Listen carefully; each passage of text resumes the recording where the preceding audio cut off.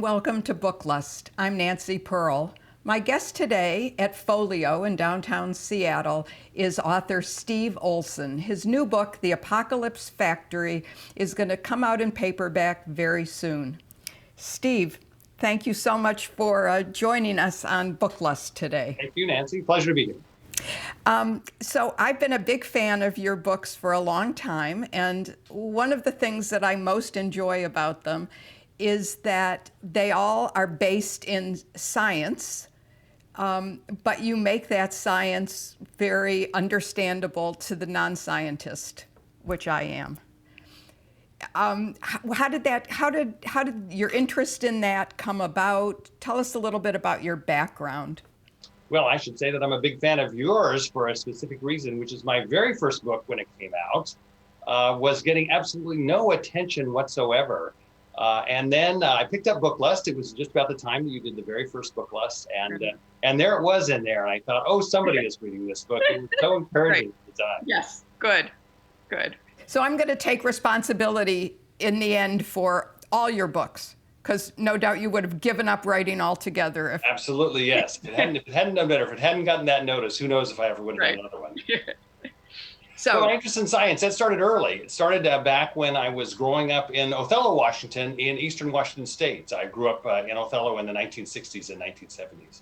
And Othello had a sort of a one-room library that was part of the city hall. And there were a couple of years where I think I probably just lived in that library, more or less. I guess I had to go to school at the time, but I don't really remember going to school, but I do remember that library. And you know, it was the Sputnik era. It was the 1960s. People were very interested in science. I don't think I realized it at the time, but the nearby presence of Hanford made science even more visible in a way. And so I just started reading the science books in that library, and I date my interest in science from that. And then you went to Yale to college and majored in physics, right? Majored in physics, but you know, I got interested. It was a bad time to go to graduate school in physics, so I never really considered that. And at Yale, I got interested in writing because of an English professor I had when I was a freshman.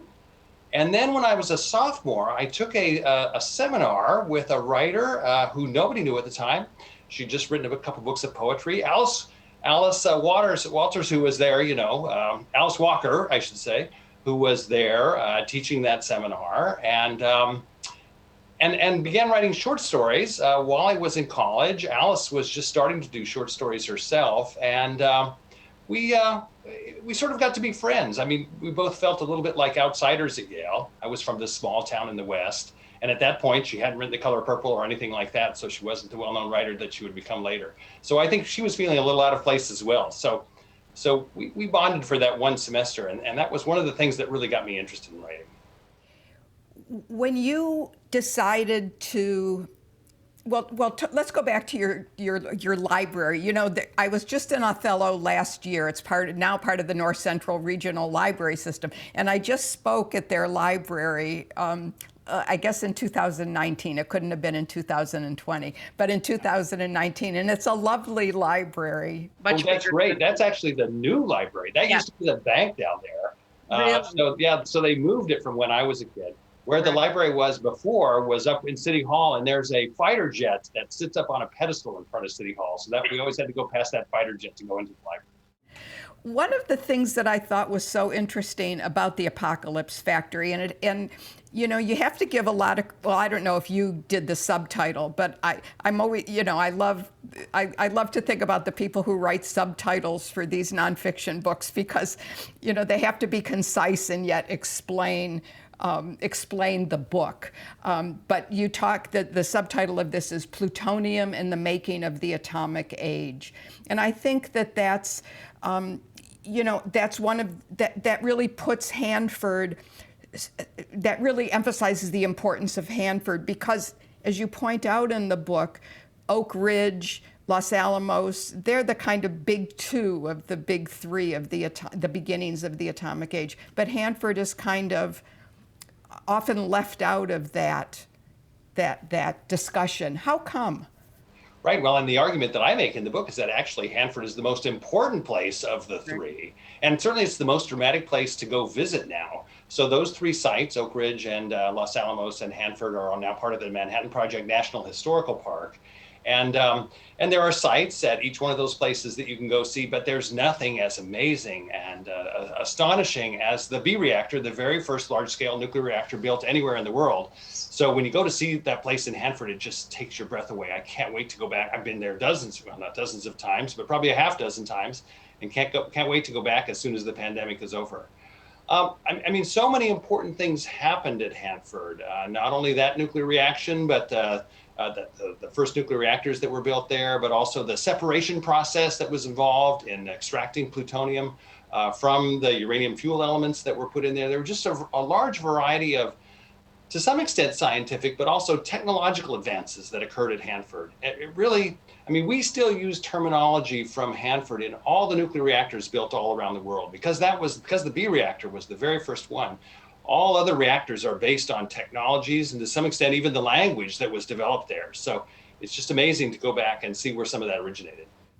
What, really, maybe the hero or the anti-hero. I'm not sure how you would characterize Glenn Seaborg, but Seaborg, I guess. But you've picked you focus on this really interesting man who wasn't a physicist. He was a chemist. Chemist, absolutely. Yeah, and became head of the Atomic Energy Commission after all of this. How did you find him? Do you know what I mean? When you were, yeah, I guess that's my question. Seaborg was known from histories as the discoverer of plutonium. As I say in the book, he had the largest entry of anyone else in a who's who in America at one point, because he had just accomplished so much in his life. I just felt a strong affinity with him from the very beginning. He was also from a small town in Michigan, had gone to school at UCLA as a scholarship student, got interested in science and chemistry while he was in high school, again, in his case, because of a very charismatic chemistry teacher. Turned out to be just the right person in the right place. If Seaborg had not been where he was, I mean, there were so many things that had to go right for the Manhattan Project to work and for those atomic bombs actually to be available by the end of World War II. But one of them was that Glenn Seaborg had to exist, because if he hadn't, plutonium never would have been developed. And that's another argument I make about Hanford, that if it hadn't been possible to make Hanford, then the Manhattan Project probably wouldn't have gone forward, because it was going to be so difficult to make an atomic bomb the other way.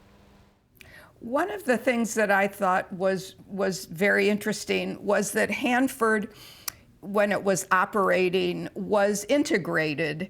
You know, there were African American workers at Hanford, but their housing was kept separate from the other people. And there was resistance to that, actually. Hanford recruited a lot of workers from the South. And actually, if you go to the Tri-Cities today, you can still see some of those Southern influences from even generations ago, the number of people who came from the South to work at Hanford at that time.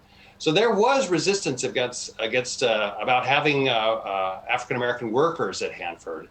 The problem was that they needed so many workers. I mean, 50,000 people lived in that construction camp outside Hanford. At the time, it was the fourth largest city in Washington state, behind Seattle, Tacoma, and Spokane. And they simply could not find enough white workers to be able to build that facility. So not only were African-American workers eventually accepted in the facility, but a growing number of Hispanics were too, although that was even less common than the African-American workers. But yes, the segregation was such at the time that they were completely segregated from the white workers, except on the sports teams and in the dance halls, things like that. Their segregation did occur. I remember that you talked about two brothers and you know, who had come from the South, I believe, who talked about how the pay at Hanford was, they were making more in a week than they would have made at home in a month. That was one way in which the workers were attracted to Hanford. And also with stories of an adventure in the Pacific Northwest. When people got off the train in Pasco, they were often a bit surprised to find themselves in the middle of a desert. It probably looked worse than where they'd come from in the South. Yeah. Now, did you do a lot of interviewing for this book? How long, talk about, you know, the work that went into the Apocalypse Factory. I did. Well, mostly what I did is spend a lot of time in the Tri-Cities, getting to know that area, getting to know the current workers at Hanford, some of the people who've studied Hanford and the people who work there. I was very fortunate in that, these are events that occurred 75 years ago now. And so a lot of the people who worked at the facility, like my grandfather was a steam fitter at the facility, not during World War II, but during the Cold War. But a lot of those people are no longer alive.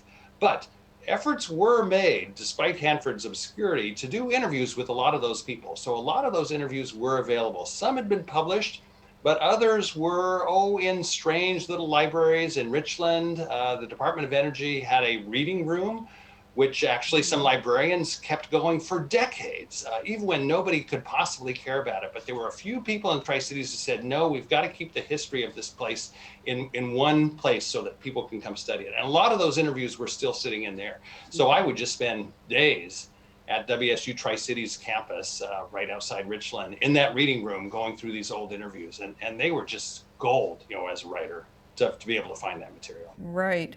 And yet at the same time, there's been so much written about the period and the building of the nuclear bombs because of Los Alamos and Oak Ridge. Did you ever question yourself about, gosh, do we need another book about this? Yeah, my question was a little bit different. The realization that I had as I went through this. So I realized early in the process of deciding whether or not to write this book that there hadn't been a popular book written about Hanford. There'd been some other academic books, and I could use those in putting together a popular book about Hanford. So I thought, no, there's clearly room for this particular book, for telling the story of the Manhattan Project, World War II, and the Cold War from the perspective of Hanford, because so many of the other books had focused on Los Alamos and to some extent on Oak Ridge. Partly because that was the very first bomb that was exploded. The bomb dropped on Hiroshima used uranium, a rare isotope of uranium from Oak Ridge. Here's my realization of my mistake, though. I've never written a book where so much has been written about that topic beforehand.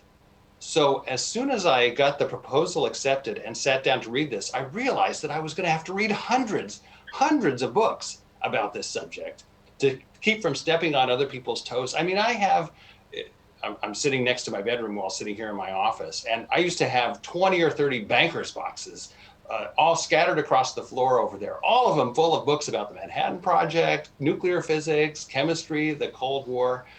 So that was the miscalculation on my part, was realizing how much research I was going to have to do. One of the things that I loved about the book was that you made these very famous scientists human. Enrico Fermi, I thought, was somebody who I ended up liking a lot and being, as you portray him in the book. You went into this, I guess, kind of agnostic in a way toward the scientists and the whole project. Did you end up feeling differently about anybody? Oh, absolutely. And especially Enrico Fermi. I mean, he's sort of every physicist's favorite physicist, Enrico Fermi. I mean, everybody loves Enrico Fermi. Before doing this book, as a science student, something happens in science is you learn a lot of the science, but you don't learn a lot about the scientists who actually did the science. And so it was wonderful for me to read about Enrico Fermi. The fact of the matter is that the first draft of the book had a lot more about Enrico Fermi and Glenn Seaborg and some of the other scientists. And I took it to my editor at Norton, and she said, whoa, this is a lot of science to wade through before we finally get to the construction of Hanford. I think you're going to have to cut out some of this. So some of it did end up on the cutting room floor.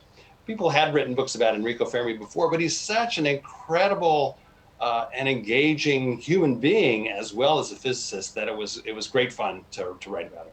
Well, and to think that he'd been right there at Hanford and had started up the reactors, it was just amazing. Yeah, I love the story of him jumping into the canal, even though the water is rushing through. I mean, he seems, that was pretty interesting. He was that kind of guy. No, he prided himself as an athlete, and so he would always set himself challenges like that. But jumping in the canal, that's a kind of a dangerous one to undertake. Yeah, right. I've done that before, and you don't want to do it because there are some people who don't get out of those canals once they do. Right. I mean, lucky it was at the end of things and not the middle of it. I mean, he had done pretty much what he set out to do, didn't he? Or no, I don't know exactly when in the process it was, but yes, the reactor had to have been built by then. So even if he had drowned in the canal, which would have been an ignominious end to Enrico Fermi, yeah, his important contributions to the Manhattan Project still would have existed. Well, I listened to The Apocalypse Factory, and I listened to your previous book, Eruption, which is the story of the Mount Helens eruption. And I loved listening to them. They were great accompaniments to me on my daily walks. And they both, of course, when I was describing Eruption to people, I read it, and then I read The Johnstown Flood by David McCullough. So I was in kind of a disaster mode of listening. I think it was pretty much near the election, or sometime in the middle of. Yeah, right, exactly. But and they both deal with historical events in Washington State. But your previous two books, and the one you wrote with your college roommate, don't. I mean, they're a different subject. How do you go about picking what you're going to write about? I mean, how do you get interested enough to devote a significant portion of your waking days in a particular subject? Yes, and as you know, you've got to be interested in them, because they're going to be so much work that if you're not interested in them, you're going to be in big trouble. Yes. And that's part of it, was just kind of floating along until you find a topic where you say to yourself, this is going to be so interesting that I can do that. I can become obsessed about this topic and spend 2 or 3 or 4 years just thinking about it the majority of my waking hours. And that took a while for me. I was working as a freelance writer in Washington. So after I got out of Yale, I moved to Washington, D.C., and I lived there for 30 years. And I was freelance writing for magazines and also worked for big scientific organizations. And it wasn't until my 40s that I stumbled across a topic where I thought, wow, there's really an interesting book in this that I could tell. And that was that very first book that you mentioned in Book List, which was that the data was just starting to become available to be able to reconstruct, the genetic data was available to reconstruct human history.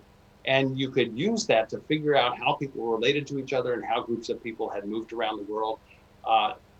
We only had some of the data at that point. Much more data has become available since that book was published in 2002. But I always consider myself either fortunate or farsighted in not making too many mistakes. In other words, there hasn't been too much in that book that has been disproven since then. Right. Yeah, and it's so readable. I mean, I loved that book. That's why I put it in Book List. Thanks. And then my second book was about a mathematics competition, sold extremely poorly, except in Asia where they love mathematics competitions. But it was hard for that book to make a big go of it then. And then there was another period where I was just kind of floating along saying, well, there'll be a book topic that'll come my way sooner or later that I'll get interested in. But then in 2009, after 30 years in Washington, D.C., my wife and I, followed later by our 2 children, moved here to Seattle.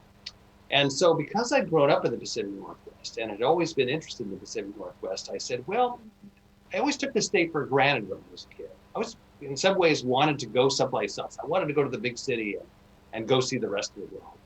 But now that I was back here and realized all that I had missed when I was a kid about this state and what a wonderful place it is and how many great stories there are associated with the state, I said, so now I should really write a book about the state. And that's when I decided to write that book about Mount St. Helens. And now this Hanford book, too. So I have a topic to consider if you don't necessarily want something scientific.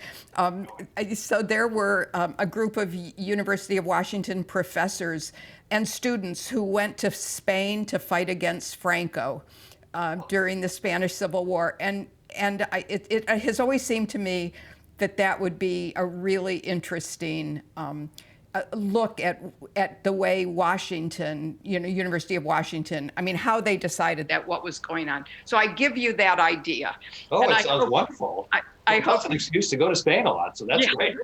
Right. I hope you take that idea and run with it, because I think it would be fascinating. Well, thank you, Nancy. I'm floating again, so I don't have anything I'm working on right now. So yeah, I need a topic like that to come up and grab me. Well, there's a stone, a memorial something at the University of Washington that used to be by where the hub is, but I think it's been moved and I'm not sure where it is now. But it's dedicated to those people who went It'd be another great excuse to spend hours and hours and days in that library, the University of Washington Library. Needless to say, I just spent and became friends with the librarians there while writing Eruption. Yeah. Actually, Hanford, I sort of used a lot of libraries in other places, more than the UW library. But that would be great fun, because that is an incredible resource. It is. Miles away from where I'm. And plus, it's a beautiful library. It's my idea of what a library should be. I love what they did to Suzzallo. So when we think about the apocalypse, that word, we tend to give it a different meaning than it had originally. Could you talk about how you decided to call it the Apocalypse Factory, and the difference between an apocalypse and Armageddon and all of that? Yeah, I thought about that a lot, because I liked the title from the very moment. It was actually suggested by my agent, who is wonderful at titles. And I thought, yeah, that's a very good title. I worried a little bit about it as well, because I thought, this is what I'm setting out to write is a very fair and objective history of what happened at Hanford and what has happened since then. So the environmental problems that they have there, the health effects that they have there. I grew up just 16 miles away from the nearest reactor, so I've always been sort of concerned about the health effects. So my concern was that in calling it the Apocalypse Factory, it would seem to imply that this was going to be sort of another diatribe against about what had happened in Hanford, and a warning or a call to action about the environmental contaminants and things there. And there have been some books like that written before. But really, I was concerned about that. But I came to terms with the title because for two reasons. One is that it has to do with the meaning of the word apocalypse. So in the Bible, the apocalypse is actually the revealing in the book of Revelation about events that are to come. And it's more or less a warning to human beings, saying that this is the state that the world is in, and this is what's going to happen if reforms aren't undertaken. And that what was going to happen was Armageddon, and Armageddon really is the end of the world. So in some ways, I really liked that notion that the apocalypse is more of a warning, it's a herald to action, because what Hanford has done is produce the plutonium in our nuclear weapons that could bring about Armageddon. Basically, all of our nuclear weapons, including the several hundred that are stockpiled just 20 miles northwest of Seattle here, are built around a tiny pit of plutonium that comes from Hanford or from another facility in South Carolina. So as I thought about it, I realized, no, this actually is a very appropriate title. It's Hanford's history is a warning of what could happen if those weapons are ever used. Yeah. In the time we have left, could you talk about your own reading? I mean, you say you're floating now, you're trying to figure out a new topic, but what do you when you read for fun or for recreation or for relaxation, or what do you read? I mean, I'm trying very hard to look at the titles of the books behind you, but alas, I can't. So what do you read? It's a wild mix of things back then. Yeah. Well, what I've really been doing since I got back to the Pacific Northwest, so I moved back here 10 years ago, and I had been keeping up with some Northwest writers while I was living in Washington, D.C., because I was always interested in them. Short story writers, Raymond Carver, read Sherman Alexie, read, other books that were about the Murray Morgan's histories, things like that. But when I moved back here 10 years ago, I realized, wow, there's this incredible wealth of books that have been written about the Pacific Northwest that I either never had time to read while I was working in Washington, D.C., or never even heard about in the first place. And so really in those 10 years, a lot of the books on my bookshelf behind me are Pacific Northwest books, and the books that are scattered and in stacks elsewhere around here. And it's been great fun for me. I mean, so, there's this sense of having a home, of a place that you really have this affinity to. And the Pacific Northwest is that. It always was, even when I lived in Washington, D.C. And now to be able to move back here and spend time in Eastern Washington. So, it's what I've been reading is a lot of fiction still some nonfiction. I recently read Roger Sale's book about Seattle, and that was great fun. Dave Guterson's books, I read those when I was on the East Coast and have continued to read them ever since I got back there. The book that's sitting by my bed right now is Bill Dietrich's, the first one of his Ethan Gage adventure books. I really got interested in his naturalism writing, and I said, he's such a great writer. These books must be a lot of fun, and it is. This one's, called Napoleon's Pyramids, and so it's not set in the Northwest, but just right. So both reading books about the Northwest and reading Northwest writers again is really good fun. And who knows, maybe an idea will come from one of those.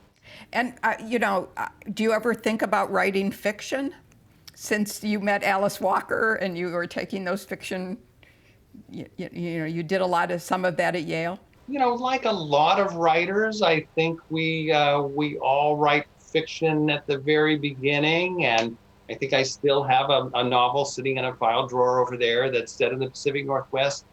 Do I ever think about getting that back out or writing fiction again? No, I don't think so. You were brave, Nancy, to take on fiction, after writing nonfiction for a long time, but I don't think I'm that brave. It would be too hard for me to start showing it to people and doing all the things that are necessary. Yeah. Well, interesting question. I hadn't thought about it, but no, I'm afraid it's probably not going to. Well, I can't imagine taking on the amount of work that writing a nonfiction book like Eruption or The Apocalypse Factory.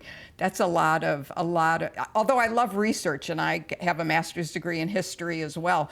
And, one of the things I've loved was poking around in libraries, looking up stuff. But I'm so disorganized that all that note taking, would get lost and I would lose all of that. Is it easier on There are times as a nonfiction writer where you say, boy, I just wish I could make this up. Right. It would be a lot easier because it's true that in a nonfiction book, almost every sentence that you write has to be based on something you've read or seen or heard from somebody when you're talking to them. It is an incredible amount of work. Yeah. If somebody wanted to learn more about the whole nuclear age and going into the Cold War, all of that, would you suggest, Richard, besides reading The Apocalypse Factory, which I think is the kind of book that would get people interested in reading more, would you suggest Richard Rhodes' trilogy? Or? Oh, absolutely. No, those are incredible books. I mean, it's a huge, exhaustive treatment. It's an amazing amount of information that he was able to compile. I was very influenced by those books when the very first book, The Making of the Atomic Bomb, came out in 1986. Yeah. I said, wow, this is an amazing thing that he has done now. And it still astonishes me to look at those books and see the amount of research that went into there and how well those books are written. It's a lot of material. All 4 books in that series probably run to more than 2,000 pages altogether. Right. So it's sort of like these 3-volume histories of World War II that I have on my shelf here behind me. Boy, if you're really interested in World War II and you want to know all the details, it is fun to really immerse yourself in that. Yeah. I mean, what my book does is, in 300 pages, it sort of covers that whole ground at a higher level to some extent. But, there was also a line in Richard Rhodes' book that made me think about this, which is that he has said, actually, in a subsequent interview, that he treated Hanford just as a black box, that even with more than 2,000 pages, there were some parts of the Manhattan Project and subsequent events that he couldn't cover. And Hanford was one of them. He always felt that he hadn't really given Hanford proper treatment at that point. When he was writing those books in the early 1980s, it was hard to get into Hanford, hard to figure out what had gone on there. So it was understandable at the time, but that's also another reason why I wanted to write The Apocalypse Factory. Yeah, that there was a real necessity for it. Well, thank you, Steve. It's been great having you on. This has been an episode of Book Lust. We've been talking to Steve Olson, author of The Apocalypse Factory. Bye-bye, Steve, and thank you again. Thank you, Nancy. It's really an honor and a privilege, of course, as they say, to be on your show.